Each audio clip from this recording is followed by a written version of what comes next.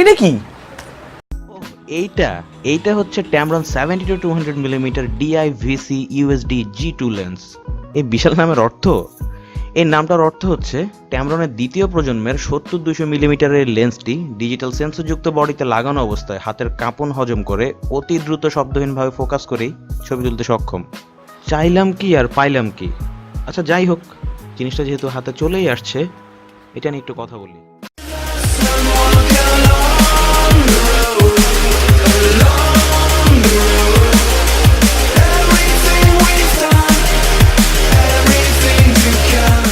তাহলে শুরু করা যাক এক্সটেরিয়র আর হ্যান্ডলিং নিয়ে কথা বলে। স্মুথ মেটালিক ফিনিশিং দেয়া 1.5 কেজি ওজনের এই লেন্সটি হাতে নেওয়ার সাথে সাথে বেশ সলিড একটা ফিলিং হয়। এর ওজনের জন্য যে কোনো এনথুসিয়াস লেভেলের ক্যামেরায় যুক্ত অবস্থায় প্রায় 2.5 কেজির মতো ওজন হবে ক্যামেরার। f2.8 অ্যাপারচারের জুম লেন্সগুলোয় বেশ অনেকগুলো গ্লাস এলিমেন্ট থাকার ফলে এদের ওজন তুলনামূলকভাবে একটু বেশি হয়ে থাকে। ভেতরে বেশ কয়েক স্তরের সিলিং এবং মাউন্টের চারপাশে রাবারের ইংরেজি ও আকৃতির রিং দেখে বোঝা যায় যে ট্যামরন কেন একে আর্দ্রতা এবং ধুলারোধী বলেছে। খুবই খামখেয়ালিভাবে বর্ষা মৌসুমে কিংবা সমুদ্রের পাড়ে ব্যবহার করার পরেও আমাকে কোনো ধরনের কোনো সমস্যার মুখোমুখি হতে হয়। 6x এই স্কোপটার পাবজি খেলতে খেলতে শুধু এগুলোই মাথায় আসে। লেন্সের উপরের দিকে আমরা দেখতে পাই রাবারের গ্রিপওয়ালা জুম রিংটা দিয়ে জুম ইন করার সময় খুবই স্মুথ মনে হলেও জুম আউট করার সময় কিছুটা টাইট মনে হয়েছে আমার কাছে। এখন এই প্রাইস রেঞ্জে আপনি যখন প্রো গ্রেডের একটা লেন্স পাবেন তখন এইটুকু আপনি কম্প্রোমাইজ করতেই পারেন। জুম রিংয়ের ইঞ্চিখানেক নিচেই দেখা যায় একই রকম রাবারের গ্রিপযুক্ত ফোকাস রিং, যা দিয়ে হ্যান্ডহেল্ড অবস্থা ফোকাস করতে বিন্দুমাত্র সমস্যা মনে হয়নি, বলা যায় অ্যাজ স্মুথ অ্যাজ বাটার। তবে আমার হালকা ট্রাইপডে রেখে স্মুথলি ফোকাস করতে কিছুটা সমস্যা মনে হয়েছে। You see, he kicks it straight at the tripod and it explodes in the air. Whatever, let's move on. Focus রিংয়ের নিচে দেখতে পাবেন ছোট্ট একটা মিটার, যে ফোকাস ডিস্টেন্স অর্থাৎ লেন্স কত দূরে সাবজেক্টে ফোকাস করছে তা দেখাবে। এর নিচে একপাশে পাওয়া যাবে 4টা বাটন। সর্বডানে হচ্ছে ফোকাস লিমিটার সুইচ। এই সুইচ দিয়ে সবচেয়ে নিকটবর্তী ফোকাস ডিস্টেন্সকে সেট করা যাবে 3 মিটার থেকে ইনফিনিটি বা অসীমে। 3 মিটারের নিকটবর্তী ফোকাস ডিস্টেন্সকে আটকে দিলে হান্টিং বা দূরের সাবজেক্টে ফোকাস করার সময় নিখুঁত ফোকাস না হওয়ার যে সমস্যা তা বেশ খানিকটা কমানো সম্ভব। আর সুইচটা ফুল মোডে দেওয়া থাকলে লেন্সটা তার নিকটবর্তী ফোকাস ডিস্টেন্স অর্থাৎ 0.95 মিটার দূর থেকে শুরু হওয়া যে কোনো অবজেক্টকে ফোকাস করা শুরু করবে। তাই দূরের মুভিং সাবজেক্টে ফোকাস করার সময় ফোকাস লিমিটার ফুল মোডে না রাখতে আমি রিকমেন্ড করব। এর পরের সুইচটা হচ্ছে ফোকাস মোড সুইচ করার সুইচ, অর্থাৎ এই বাটন দিয়ে আপনি অটো ফোকাস থেকে ম্যানুয়াল ফোকাসে বা ম্যানুয়াল ফোকাস থেকে ফোকাস মোড অটো ফোকাসে নিয়ে যেতে পারবেন।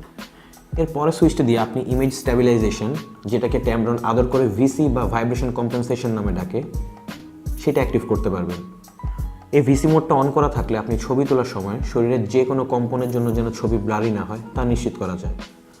খুব কাছাকাছি হওয়াতে এবং একই আকারের হওয়ায় মাঝে মাঝে ভিউ ফাইন্ডারে তাকানো অবস্থায় একটা সুইচ অফ বা অন করতে গিয়ে আরেকটা সুইচ অফ বা অন হয়ে যেতে পারে। তবে কিছুদিন ব্যবহার করলে মুখস্থ হয়ে যায় ব্যাপারটা, রকেট সায়েন্স না।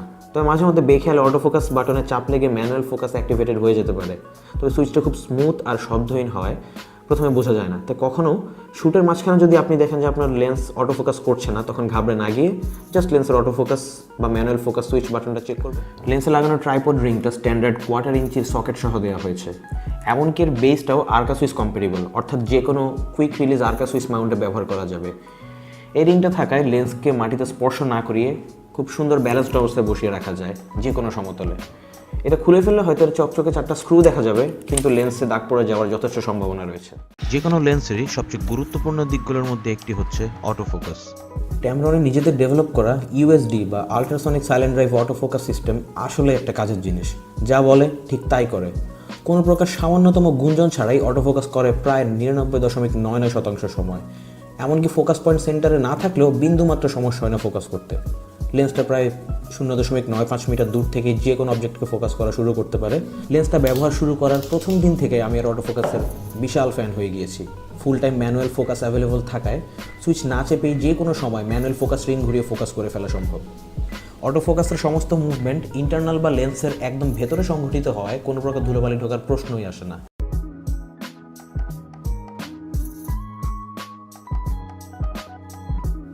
ট্যামরন তাদের লেন্সে দেয়া ইমেজ স্ট্যাবিলাইজেশনকে আদর করে ভিসি বা ভাইব্রেশন কম্পেনসেশন নামে ডাকে। তাদের ভাষ্য মতে এই 70-200 মিলিমিটার লেন্সটি প্রায় 5 স্টপ পর্যন্ত ভাইব্রেশন বা কম্পন কমাতে সক্ষম।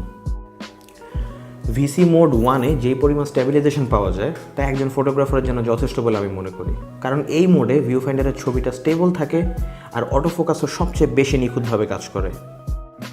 VC mode 2 panning motion detect করে ভার্টিক্যাল বা লম্বালম্বিভাবে হওয়া যে কোনো কম্পন রোধ করতে পারে। আর ট্যামরনের সূত্রানুযায়ী বলা 5 স্টপ লেভেলের যে কম্পেনসেশন তা শুধুমাত্র ভিসি মোড 3-তে পাওয়া সম্ভব, কিন্তু এই মোডে ভিউ ফাইন্ডারের স্টেবল ইমেজ দেখতে পাওয়াটা খুবই দুষ্কর। ভিসি মোড 1-এ 1/30th সেকেন্ড শাটার স্পিডে কোনো ট্রাইপড ছাড়াই 200 মিলিমিটারে এবং 1/8 সেকেন্ড স্পিডে 70 মিলিমিটারে খুব শার্প ছবি তুলতে পেরেছি। এর চেয়ে কম শাটার স্পিডে ছবিতে মোশন ব্লার আসা শুরু করেছে, তবুও আমরা এটাকে 4 স্টপে ভিসি বলতে পারি, যা যে কোনো ফার্স্ট পার্টি লেন্সের সাথে টেক্কা দিতে পুরোপুরি প্রস্তুত। ভিসি মোড 3-এ ভিসি মোড 1 এবং 2-এর চেয়ে কম শাটার স্পিডে শার্প ছবি তোলা সম্ভব হলেও আমি ভিসি মোড 1 প্রেফার করি, কারণ ভিসি মোড 1-এ ভিউ ফাইন্ডারে খুব বেশি স্টেবল ইমেজ পাওয়া যায় এবং অটো ফোকাসও অনেক বেশি ভালো।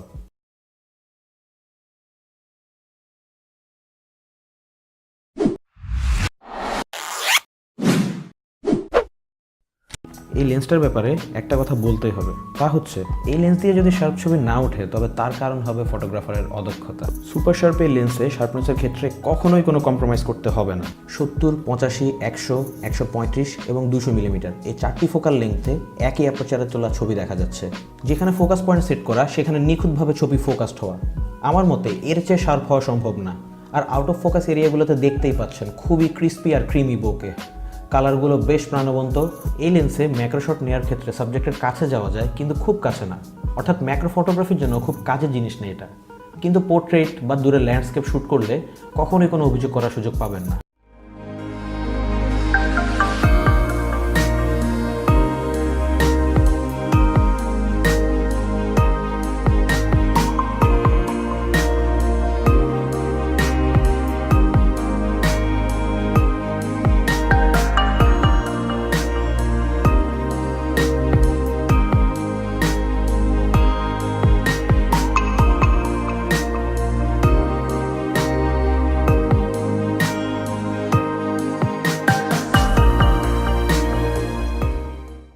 এবার সামান্য কথা বলবো এর ডিজাইনের ব্যাপারে।